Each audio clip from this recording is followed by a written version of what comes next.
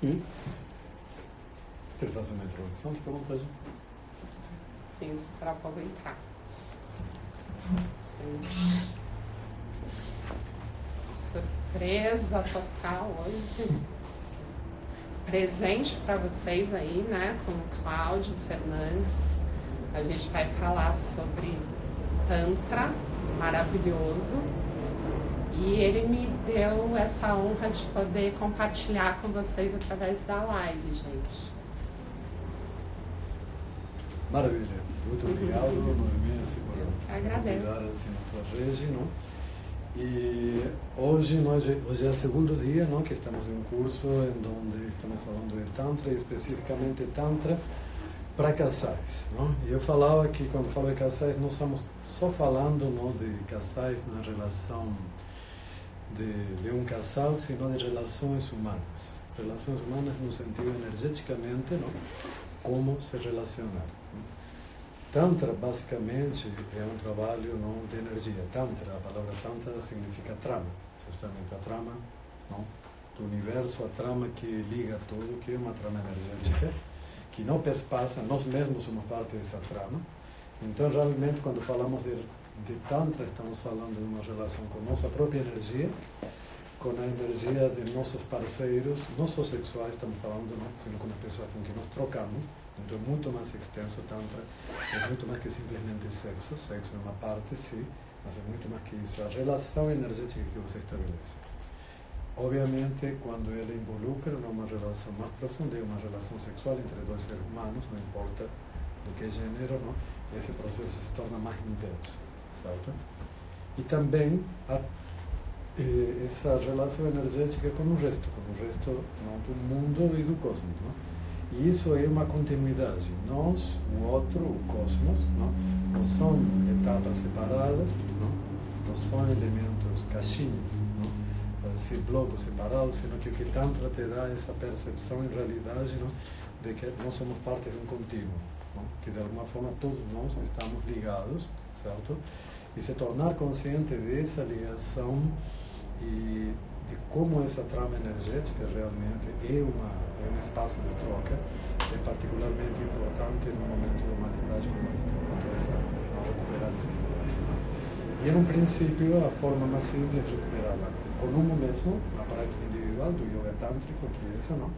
E, basicamente, com o que são nossos parceiros, não? As pessoas com que mais relação temos, então que essa relação saia do nível, como podemos dizer, da pele e entre, em realidade, no nível mais sutil. Não? E é disso que se está tratando esse encontro que estamos tendo desde ontem para hoje. E hoje vou comentar um tema, para quem está assistindo, não, como não tem a introdução, mas vai ser interessante de saber o tema. Uma das questões mais interessantes sobre o Tantra, não, que como a partir do século X ele foi muito patriarcalizado, é que o Tantra tem uma origem feminina. Não? Basicamente, toda a mitologia, as práticas, quando você vai cada vez mais profundamente no tempo, com pesquisa histórica mesmo, você vai encontrando o fato, não, da matriarcalidade e da linearidade. Obrigado. Matrilinearidade. O que significa isso? Primeiro, no sentido matriarcal, é haver sido gerado essa ideia, não? Essa forma de trabalho por mulheres, e matrilineal, que é transmitido também, que eram iniciadores, em um princípio eram mulheres. Não? E nesse sentido, a mulher sempre foi, não, na mais remota antiguidade, não só da Índia, também na China, na África, na América, não, nas culturas muito antigas, entendida como iniciadora, não? Porque realmente, em todos os sentidos, no sentido denso como sutil, ela sempre foi um canal, não? Através do qual os seres humanos, homens ou mulheres, chegam ao mundo. Literalmente, porque todo mundo foi concebido no ventre de uma mulher, não tem outra maneira de nascer neste plano, não? E não somente a mulher gera o corpo físico, não, sino que ela também é um canal para que desça o jiva, a alma, como você queira chamar, não? O espírito daquele ser humano, não? A esse corpo. Então, ela é tanto um canal denso como um canal sutil, certo? E essa capacidade dela ser um canal, não, faz um fenômeno que é muito comum e que foi muito reprimido e incluso demonizado, não? E estamos falando isso sobre incorporar. sobre que a mulher como é um canal, não? Quando ela está em um estado de alta energia, como quando ela realmente começa a circular sua energia orgásmica, ela começa realmente a trabalhar esse canal e a incorporar, não? Distintos tipos, desde informação até entidades, certo? E isso é muito mais comum do que não aparece. Uma das questões da repressão sexual na mulher é justamente bloquear essa função dela como canal. E estou falando isso porque hoje, quando chegamos aqui, chegamos junto com Raíssa e Paulo. Não? Se você não se molesta, não se incomoda de eu comentar a tua experiência. Aí, perfeito. Aí, e já estava me comentando justamente uma das experiências, eles fazendo as práticas que estavam, não? A prática do umbigo. Não? Uma das experiências justamente de ligação que estávamos fazendo ontem, não? Quando você tem um casal, não? A mulher colocar a vagina no umbigo do homem. Isso remete a uma ligação energética muito poderosa, porque essa ligação energética, a diferença de uma penetração, não? Em onde vaginal, começa vaginalmente a penetração, não? Quando você coloca o umbigo, não? A vagina no umbigo, a penetração energética é diretamente para teu útero, não? É no sentido dessa memória, não? Mesmo que você não tenha sido mãe, mas o corpo está preparado para isso, o útero está preparado justamente para gerar uma placenta e a partir daí se unir a outro corpo. Então essa ligação energética acontece muito rápido e por isso é que quando você trabalha esse tipo de conexão energética é extremamente forte para ambos, não? Assim, e é uma das formas de contato da energia sexual assim, fora da penetração mais intensas na relação. E justamente isso que estava relatando Raíssa, não? Estavam fazendo essa experiência com Paulo e depois repetindo já nos privados na sua casa, não? Ela comentava que foi uma experiência mais intensa que já sentiu, assim, e que nesse momento, não? Ela sentiu, não? Entrou em uma espécie de transe e ela se viu, se encarou ou sentiu ao mesmo tempo, é difícil, com uma figura que era como uma mulher, não? Com uma cabeça de animal, de besta, não? Com uma energia muito poderosa. Eu estou falando disso, tem como já baixar as imagens das yoginis? Eu estou usando essa experiência dela, não? Que tá, obrigado. Essa experiência que ela está relatando, que parece quando não há uma relação cultural, histórica, referência, bizarra, por dizer, em realidade, nós podemos ver, por exemplo, existia na Índia um culto, durante o primeiro milênio da era cristã, que foi o auge do Tantra, não? Em parte central da Índia teve grandes reinos tântricos, onde o tantrismo se desenvolveu, e se desenvolveu um culto que se chamava o culto de yoginis. Yogini, nessa época, não só se referia à mulher que praticava o yoga tântrico, sino que também se referia a uma série de entidades, deidades, não, espíritos, que essas yoginis incorporavam, certo?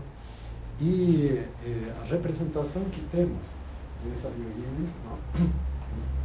Esses são, e esse culto, não, foi tão forte nessa época, não, que existiam templos. Esses templos praticamente estiveram perdidos em meio da mata, muitos foram destruídos até a década dos 50, até 1950, quando, a partir de pesquisas que a Índia fazia pouco tempo havia se independizado e havia começado a resgatar seu passado histórico, não? O patrimônio histórico. E aí foram sendo redescobertos, não? Esses templos de yoginis, e isso que era um mito, ficou como um mito, como algo mitológico, você viu que realmente era um culto real, e nos últimos anos se tem pesquisado muito, não? E isso leva a ver que grande parte de tudo que nós entendemos como técnicas de yoga tântrico, asana, pranayama, bandhas, mudras, rituais tântricos, foram elaborados por mulheres, e isso tem uma elaboração muito grande, porque existiam templos, não? Extremamente, como que obviamente foram feitos, como se quer, com patrocínio real, não? Porque são muito sofisticados na arquitetura e na arte, não? Que estavam dedicados ao culto a 64, não? Ou 91 também yoginis, que eram essas figuras mitológicas, não? E que fazem toda essa parte desse culto matriarcal e matrilinear, não? E quando foi passando, aí está um pouco escuro, mas se vemos, não são mulheres justamente que se apresentam com cabeças.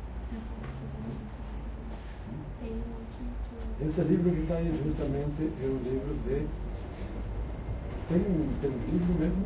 É um livro, não é isso? Vamos à parte onde estão os templos mesmo para mostrar. Esos templos son únicos dentro de Asia porque ellos son circulares, ¿cierto? Y abiertos, ¿cierto?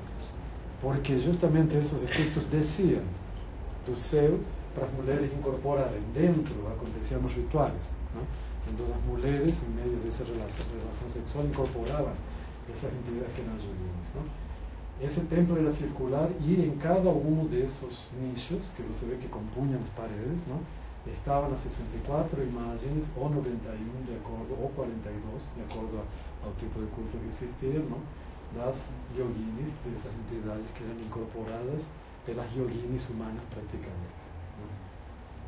E essa incorporação, por exemplo, se parece muito, por exemplo, aqui no Brasil, é mais fácil de entender porque como acontece no candomblé, onde, por exemplo, não, o praticante, quando vai para o terreiro, ele incorpora entidade. E se incorporar entidade não é algo patológico ou estranho, senão a maneira de um diálogo justamente com o sagrado, e uma maneira de canalizar conhecimento.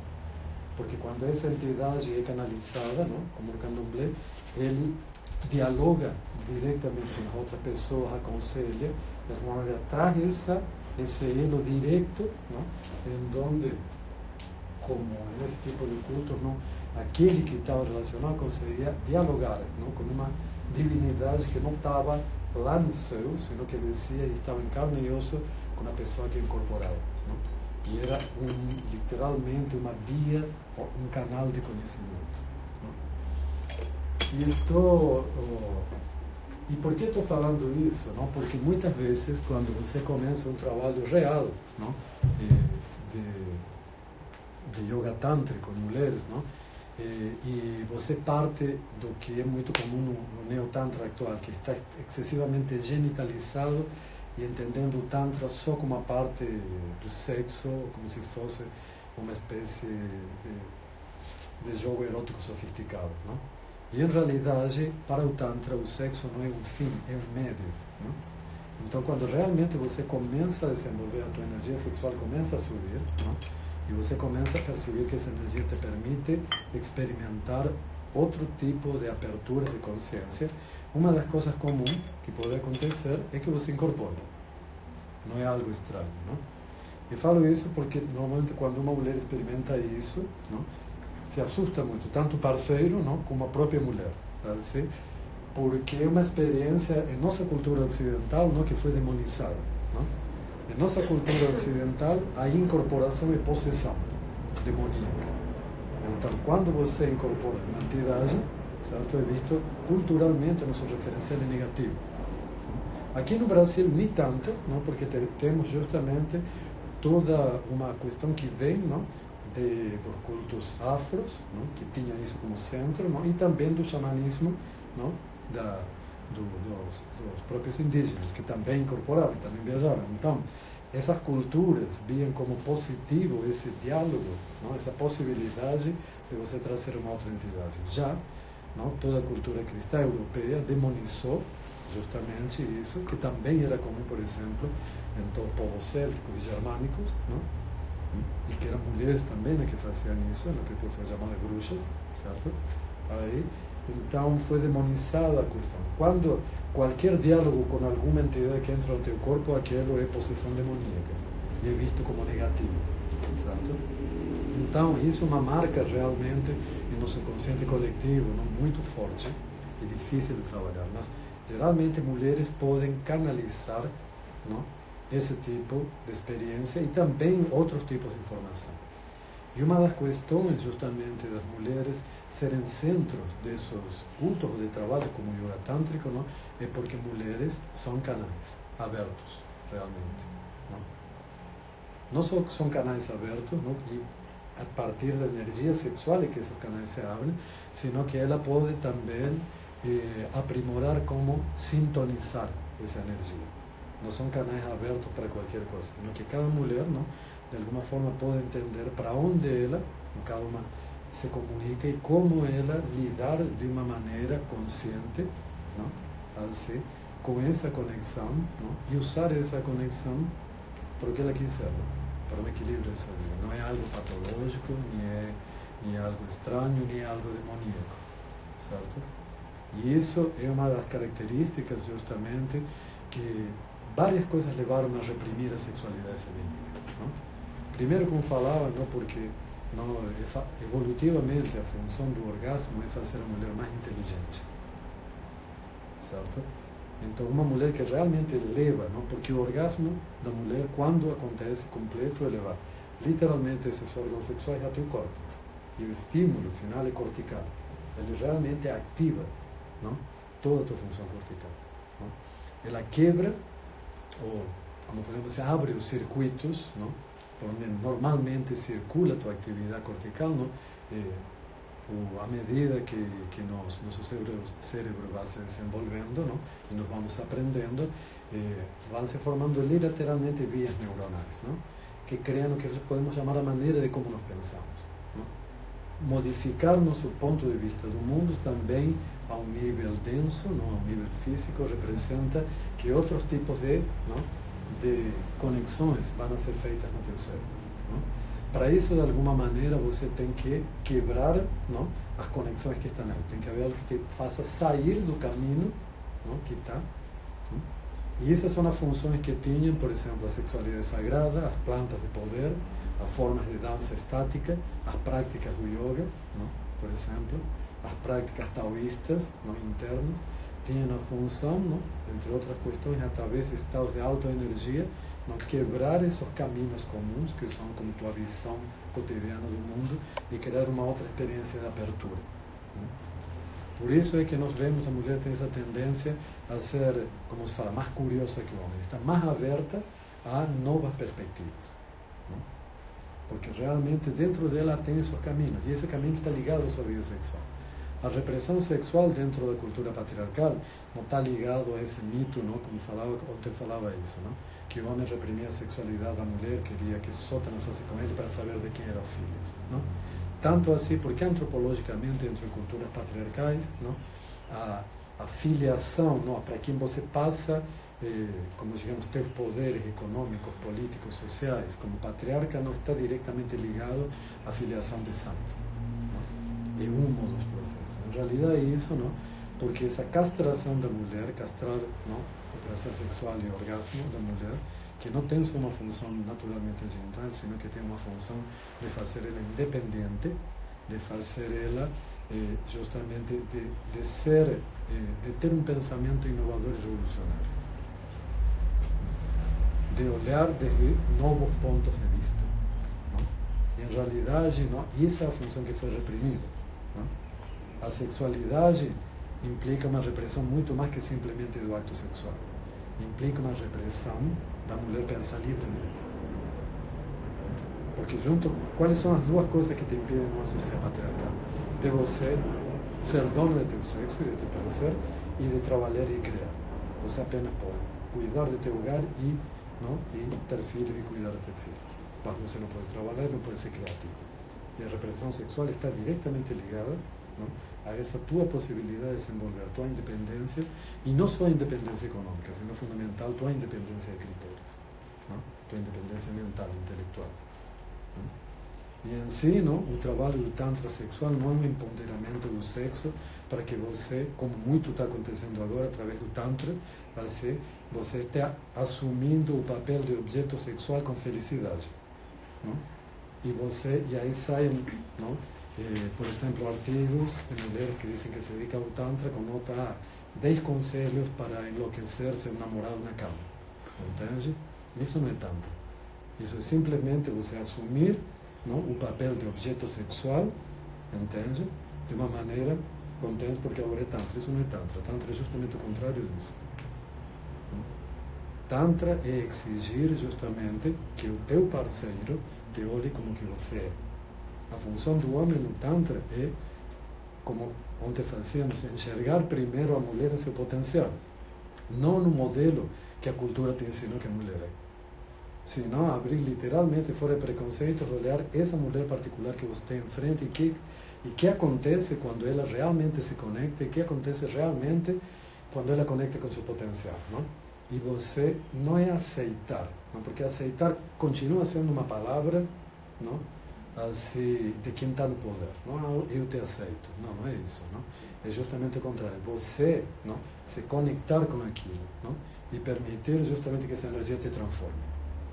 Não? Porque a única maneira que nós temos de sair desse esquema patriarcal que todos nós recebemos como cultura, não, é aceitar, é literalmente não, dar esse espaço para a mulher se expressar e permitir que ela te transforme a partir dessa própria expressão que ela tem.